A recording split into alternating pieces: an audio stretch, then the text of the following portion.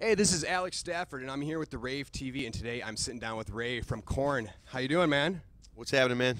Doing good? Doing good? Yeah, doing good. It's the last day of the tour. Is the last day? Yeah, man. So we're like, I'm smiling. You ready to get home? Sleeping in my own bed tomorrow. Yeah? Yeah. Well, now this is actually Korn's 15th time at the Rave. But Wow. do you remember your first time with them? With the actual band? Yeah, Or like when you here? played here. Oh, Or when I did played you here? play here before Korn? Yeah, no. Oh, I want to say we did with my last band, Army of Anyone, with Robert and Dean DeLeo. I from remember that STP. band, but I don't Yeah. think, I don't remember seeing You don't us remember here. seeing us here? No. It was up the street. Yeah? It was a backyard party or something. No. I don't know, but I remember, this place always going off, When I Yeah. walked in the dressing room this morning, I'm like, oh, I remember this place, because we do so many shows a year that it gets kind of nutty. So when I saw this place today, I'm like, oh, this is going to be a good ending of the tour. Yeah. We'll send you out with a bang tonight. Oh, yeah. Yep. So now it's actually, this year is the 20th anniversary of Korn's self-titled debut, before you came along. But do you remember the first time you heard it or how you got familiarized with Korn? Yeah, for sure. I mean, it's awesome being a part of a band that's with such a great legacy and changed the face of music and affected so many people's lives. They really did. They've had quite an impact throughout the years. I mean, it's like I was a big fan in the 90s, of all the music coming out. Obviously when Nirvana come out, it changed everything, because I was more of an 80s rocker dude, from Pittsburgh. So I moved to LA, and when Nirvana hit, it was like all that strip scene went away, all the 80s stuff. And then like with STP, Alice in Chains, Soundgarden, Pearl Jam, all that stuff came out. And then I was like, okay, this is I'm really into this stuff. And then all of a sudden I heard one day, I was like, this sounds like nothing out of that scene. Thank God, because I hate the whole cookie cutter thing. I hate when some bands, like some band gets popular and then everyone jumps on the bandwagon, So I knew the first time I heard the riff of Blind that these guys are going to change a lot of things because they didn't care. They didn't give a crap about anyone, what anyone else sounded like, played like. They just carved up the middle, of everything. So, yeah, it blew me away. Do you remember the first time you ever saw Korn? To be honest, I kept missing them every time they'd come to L.A. I was in a ton of bands before Korn, so I was either on the road every time they'd come through town. So I never really saw them until like '05. It was really weird, and because Richard Patrick from Filter and Army of Anyone took me to my first Korn show. It was kind of crazy because I hadn't seen him. It's right before David, the original drummer, left. So. We got that tour here. I think it was the Mudvayne in 10 Years tour. I think so, yeah. Yeah, that was a good one. But you guys just got off the road with Slipknot, who is just one of the biggest metal bands to come out really since Korn. Yeah. And I saw the tour twice, and holy hell, that was just all around an awesome show. Holy prepare for hell. Yeah, prepared for hell. Yeah, there you go. It's we've been buds with those guys a long time, you know, and it's awesome to hear Corey in interviews say, like, if it wasn't for Korn, Slipknot wouldn't exist and stuff like that. It's awesome because, I mean, it's such a huge – they've, again, with another band that didn't care about anything. These 9 guys come out of nowhere from Des Moines, Iowa, and just leveled the planet, And absolutely. Whenever all these other metal bands are trying to do the same thing, same riffs, you got to be unique. You got to be different. That's why I love being a member of Korn, because no matter what album we put out, it's always something different, but it's still Korn at the end of the day. Slipknot's the same thing.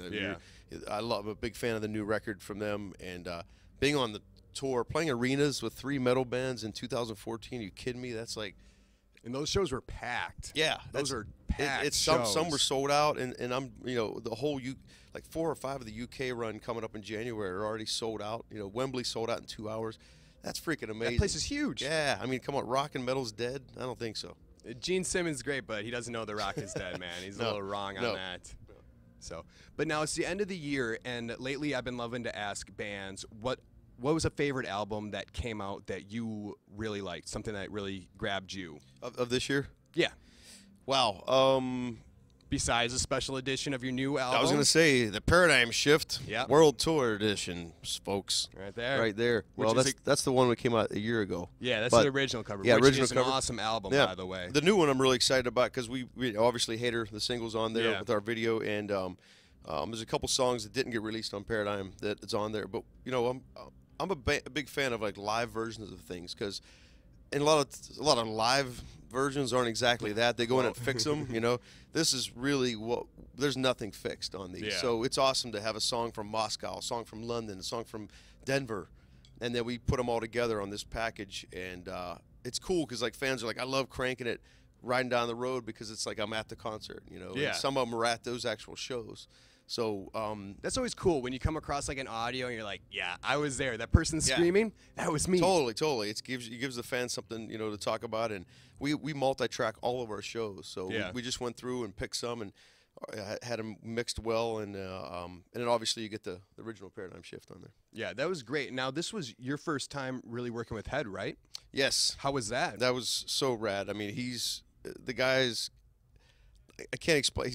We're all such goofballs, you know what I mean? Yeah. We're like, you are.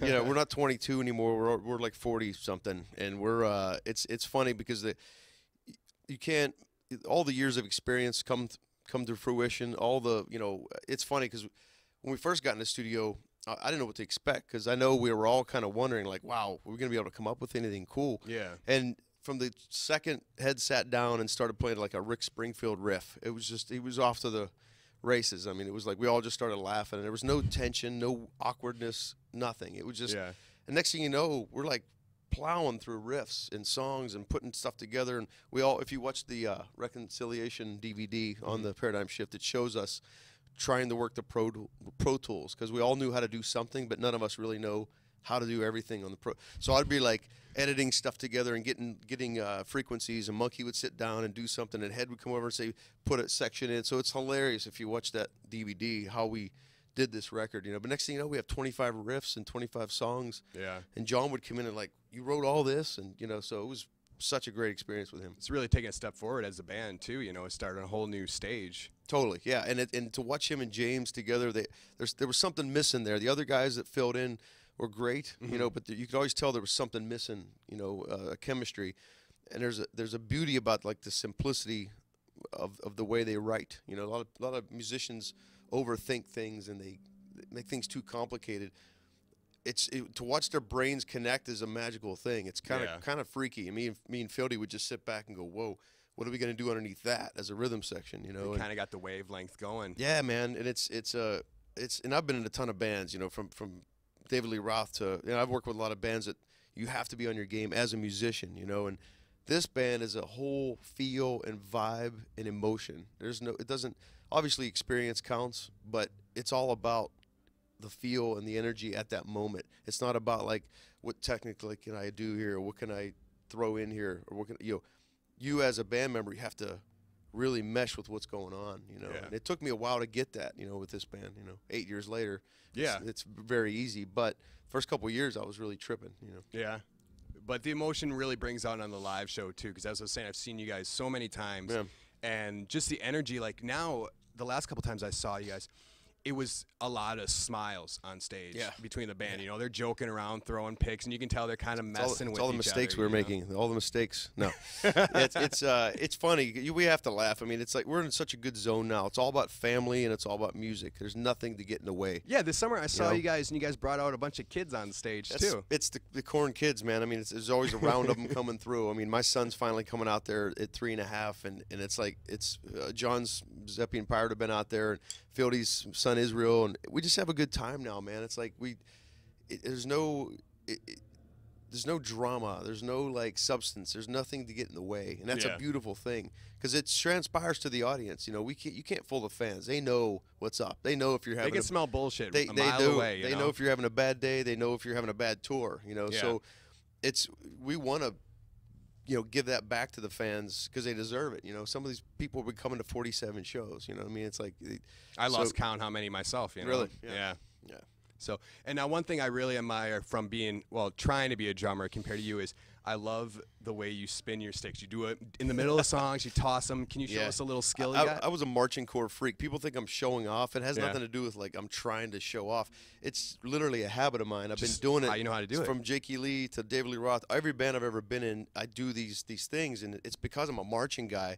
And you know, the typical twirls are, you know, everyone does that, or between the middle fingers, or between the pinky fingers, or between the thumb. You know, I do this thing. It's like a baton twirl, and of course I'm going to not mess it up as I'm on camera, but you just go between all your fingers like that. Look at that. You know, that's so smooth. just like a baton twirl, and you can do that for 10 minutes and not fluctuate, you know. And all the flips are just, you know, they're just simple things. They're just marching corps stuff. I love it. I love it. So good. I hate boring rock drummers. I hate when I go see a heavy band or a rock band and the drummer has that waiting for the bus look. Like, it's like, give me something, man. You know, David Lee Roth taught me, be a performer. You're a drummer back there, but give the people a show. They paid good money. So that's why, you know, I'm literally feeling when I'm playing, and that's why it looks like I'm a complete lunatic, but that's just the emotion I'm feeling, and you know. So everyone else is out at the front of the stage. You know, sometimes you're kind of behind all your stuff. You need to stand out in your own way. Exactly, and it's like I always say, and it's nothing against people that are really focusing and dialing in. They're playing and they're sitting there, but when I can sit at home and listen to the CD. You know what I'm saying? You're at a show. I want to see people getting off. I want to feel what they're feeling. You know, so that connection to me is everything. You know. That's awesome. Well, you guys are going to Europe next, and then what's next? Man, we're gonna keep going. Hopefully, we're gonna start writing another record next year. You know, but we have a great 20-year photo album coming out. Really? Yeah, and it's freaking amazing.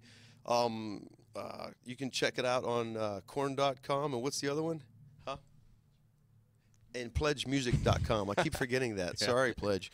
And it's amazing. It gives you chills. You look I remember seeing like some of those for sales, and some of those are selling out really quick. Dude, some of those packages. You can pre-order it now, and just flipping through that book. If you're a Korn fan, if you're not a Korn fan, it'll give you chills because there's some great emotions, you know, captured on that. And but we're gonna try to write a record next year. We're gonna go out and we're actually doing the first record in its entirety, starting around March at selected shows and festivals. So that's going to be great for the diehard fan to listen to the entire first record live. So I would love to see that. But other than that, we're just we're all doing our own thing. I have a side band I'm pushing called KXM with George Lynch, the guitar legend, and Doug Pinnick from King's X. We put a record out this year. We're really happy. You can check out all the videos on YouTube, KXM, and we're just going to keep writing and keep going, you know. Bring those guys out and open up for Korn. That maybe, but then I'd have to play twice, and that would kill me. No. Oh, come on. Change the kick drum head, right? Yeah, absolutely. Well, hey, thank you so much for sitting down with us. Thanks for having me. Happy holidays. You too, man. All the best. Yeah. Thanks for everyone supporting. Appreciate it. All the fans for Korn, thank you for everything. Thanks, brother. So we'll see you next time on the Rave TV.